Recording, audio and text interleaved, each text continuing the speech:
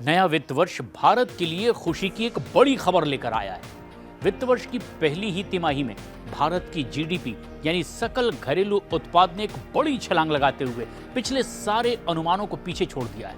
पहली तिमाही का मतलब अप्रैल से लेकर जून 2026 की जीडीपी के रिजल्ट जानते हैं। हम आपको उस छलांग के पीछे की वजह और देश को होने वाले उस फायदे के बारे में भी बताएंगे। भारत बीती तिमाही में 6.7% जीडीपी का अनुमान लगाकर बैठा था, लेकिन आया 7.8%। और इसका मतलब यह है कि हमारी आर्थिक गाड़ी बिल्कुल सही दिशा में और सही पटरी पर आगे भाग रही है। और यह जीडीपी पिछले 5 तिमाही में सबसे बेहतर है, जो जाहिर यह करती है कि हम आगे बढ़ने की दिशा और दशा को एकदम सही रखे हुए हैं। पर कुछ सवाल ये कि आखिर ये जीडीपी होती क्या है और इसके जरिए कैसे किसी देश की आर्थिक सेहत के बारे में मापा जा सकता है। दरअसल जीडीपी यानी कि सकल घरेलू उत्पाद किसी भी देश में एक निश्चित समय में वहां के उत्पादन और सभी वस्तुओं और सेवाओं के कुल मूल्य को मापता है और इसे किसी देश की आर्थिक सेहत के सबसे अहम पैमाने के तौर पर भी माना जाता है। जीडीपी का उपयोग आमतौर पर यह जानने के लिए किया जाता है कि उस देश की अर्थव्यवस्था में कितना अच्छा प्रदर्शन हो रहा है या कितना खराब प्रदर्शन हो रहा है। जीडीपी में बढ़त से यह संकेत मिलता है कि देश में आर्थिक गतिविधियां तेज है, रोजगार और उत्पादन बढ़ता चला जा रहा है और लोगों का जीवन स्तर भी लगातार सुधर रहा है। और अगर जीडीपी गिरती है या फिर ये धीमी रहती है तो इसका मतलब ये है कि देश की अर्थव्यवस्था सुस्त पड़ रही है और इसका असर रोजगार पर पड़ता है, आय पर पड़ता है, मांग पर पड़ता है, निवेश सहित तमाम ऐसी सरकारी योजनाओं पर पड़ता है और सीधे सीधे लोगों के जीवन पर इसका असर पड़ता है। जीडीपी के आंकड़े ये बताते हैं कि सरकार की नीतियां, व्यापारिक माहौल और देश की आर्थिक दिशा किस स्तर पर इस वक्त है, जिससे नीति निर्धारण में भी सुविधा होती है। और भारत की पिछली तिमाही की जीडीपी 7.8%। तो इसका आखिर मतलब क्या निकाला जाए? इसका मतलब यह है कि जीडीपी ने एक बड़ी छलांग लगाई है और देश की अर्थव्यवस्था में उत्पादन, सेवाओं और तमाम समग्र आर्थिक गतिविधियों में अब तेजी आई है। 7.8% की वृद्धि बताती यह है कि भारत की अर्थव्यवस्था मजबूत गति से आगे बढ़ती चली जा रही है और ये वैश्विक स्तर पर सबसे तेज बढ़ती हुई प्रमुख अर्थव्यवस्थाओं में एक है। ये पिछले साल की समान तिमाही में 6.5% जब थी, उससे काफी बेहतर है। और इससे यह भी पता चलता है कि निवेश, उपभोक्ता और निर्यात जैसे कारक बिल्कुल सही जगह पर हैं और ये अच्छा काम कर रहे हैं। अब लेकिन सवाल यह भी उठता है कि आखिर ऐसा हुआ कैसे? ये फैक्टर ये प्रदर्शित करता है और इसके प्रदर्शन पर यह आधारित है, जिसमें हमारी कृषि, सर्विस सेक्टर है, उत्पादन है, लोगों की जेब, इंफ्रास्ट्रक्चर पर सरकार का खर्च और निर्यात, ये सभी इसमें शामिल हैं। इसके 5 प्रमुख कारकों की स्थिति इस तरह की सेवा क्षेत्र में मजबूत प्रदर्शन यानी आईटी, वित्तीय सेवा और अन्य सेवा आधारित उद्योगों के प्रमुख योगदान दिया, जो कि भारत की अर्थव्यवस्था का एक बड़ा हिस्सा भी है। और सरकारी खर्च और सार्वजनिक निवेश में बढ़ोतरी, इंफ्रास्ट्रक्चर विकास परियोजना और सब्सिडी पर आधारित व्यय ने अर्थव्यवस्था को गति दी है। फिर निर्यात में तेजी, विशेष रूप से अमेरिका को निर्यात बढ़ने से एक मदद मिली, जो कि वैश्विक मांग और व्यापार नीतियों से सीधे जुड़ा हुआ है।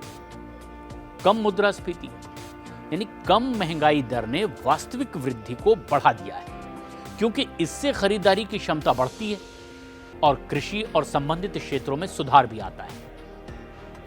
बेहतर फसल हुई, जिसने कि ग्रामीण अर्थव्यवस्था में एक बड़ा योगदान दिया। पर सवाल यह है कि क्या भारतीय अर्थव्यवस्था के लचीले होने की वजह से यह सब कुछ संभव हो पाया है? इन सब कारकों के साथ जो सबसे बड़ी बात है वो है भारत की सबसे अच्छी आर्थिक चुनौतियों से सामना करने की ताकत।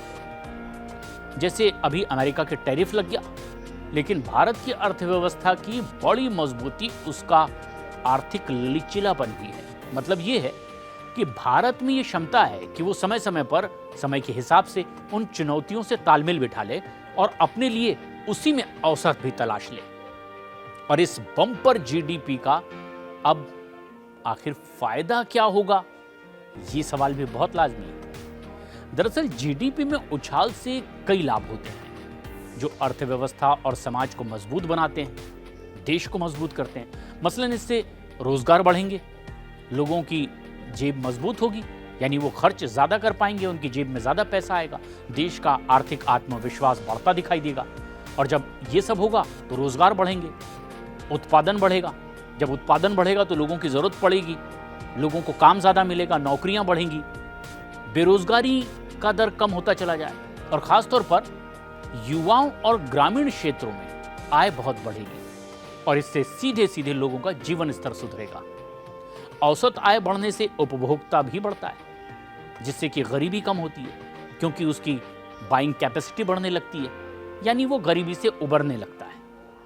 शिक्षा, स्वास्थ्य जैसी सेवाओं तक पहुंच लोगों की और ज्यादा बेहतर हो जाती है, यानी मजबूरियां छटने लगती है क्योंकि आय बढ़ने लगती है। निवेश आता है, जब स्थिति मजबूत होती है तो लोग भरोसा करते हुए निवेश करते हैं। मजबूत वृद्धि विदेशी और घरेलू निवेशकों को अपनी ओर लुभाती भी है और आगे विकास को बढ़ावा देती है कि ये रफ्तार आगे और रफ्तार तेज करवाएगी। सरकारी राजस्व बढ़ता है क्योंकि निवेश बढ़ेगा, फायदा बढ़ेगा और खजाना सरकार का बढ़ता चला जाता है। ज्यादा जीडीपी से टैक्स संग्रह बढ़ता है क्योंकि उतना ज्यादा लोग कारोबार करेंगे और उससे उतना ज्यादा टैक्स भारत सरकार को मिलेगा। खजाना मजबूत होता चला जाएगा।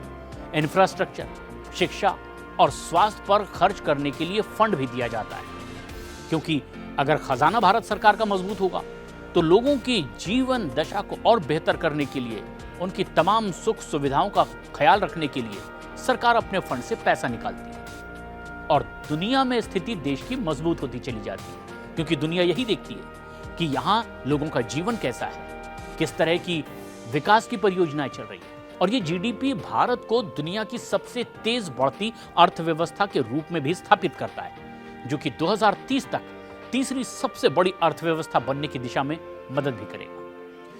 लेकिन इसमें ध्यान रखना बहुत जरूरी है कि जीडीपी की बढ़ोतरी समाज के सभी वर्गों तक रिफ्लेक्ट करे। लाख टके का सवाल यह भी कि 50% अमेरिकी टैरिफ का असर इस जीडीपी ग्रोथ पर क्या असर डाल देगा और क्या असर डालेगा। ये टैरिफ भारत की हालिया जीडीपी वृद्धि पर नकारात्मक असर डालेगा क्योंकि निर्यात एक प्रमुख ड्राइवर है। हालांकि असर इस पर निर्भर करेगा कि कितने वक्त तक ये टैरिफ बना रहता है 50% वाला, और इसमें निर्यात में कमी भी आ सकती है जो कि जीडीपी को स्लो डाउन करेगा। रुपए में कमजोरी आ सकती है और स्टॉक मार्केट पर सीधे असर आएगा, गिरावट देखने को मिल सकती है। कुल मिलाकर ये टैरिफ जीडीपी उछाल में ब्रेक भी लगा सकती है। लेकिन अगर बातचीत कामयाब रही या फिर भारत ने बाजार डाइवर्सिफाई कर लिया तो फिर ये असर बहुत सीमित होगा। यानी भारत ने अगर इसका तोड़ निकाल लिया, जिस तरह के मजबूत इरादे भारत की ओर से जाहिर कर दिए गए हैं कि वो रूस से तेल खरीदना तो बंद नहीं करेगा, स्वदेशी का नारा बुलंद होगा, चीजें भारत में बनाई जाएगी, दुनिया को आह्वान किया जाएगा कि आए और भारत में बनाएं, made in India, make for world. और ऐसे में भारत इस टैरिफ से भी उभरेगा और इससे नया अवसर भारत को मिलेगा और फिर भारत की जीडीपी संभवतः इससे भी तेज रफ्तार से और गति पकड़ेगी।